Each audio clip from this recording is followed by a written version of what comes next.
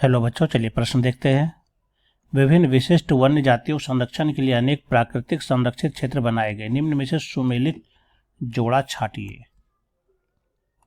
तो सबसे पहले देखते हैं हम इससे संबंधित मुख्य अवधारणा को।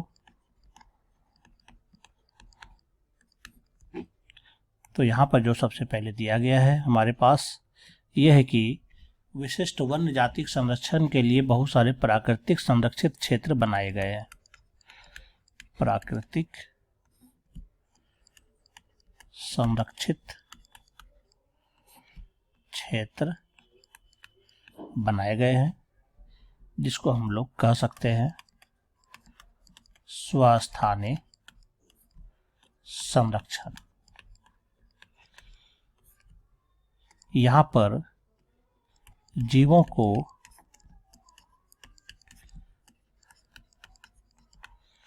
प्राकृतिक आवास में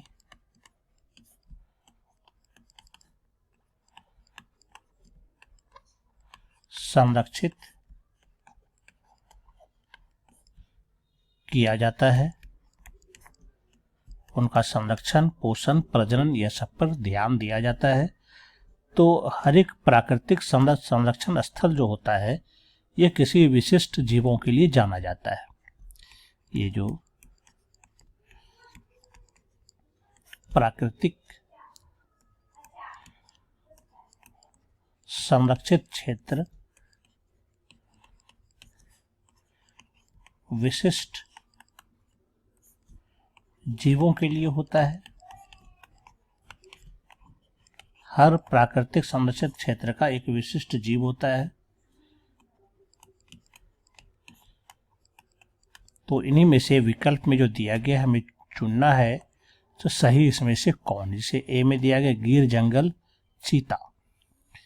तो गिर का जंगल हम जानते हैं कि गुजरात में है, और यहाँ पर जो है शेर पाया जाता है। एशियाई शेर के लिए यह जाना जाता है।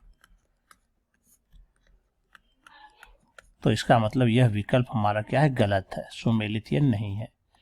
दूसरा कहता है काजीरंगा में कहता है हाथी पाया जाता है। तो काजीरंगा हम जानते हैं कि असम राज्य में पाया जाता है, और यह राइनोसेरस के लिए जाना जाता है।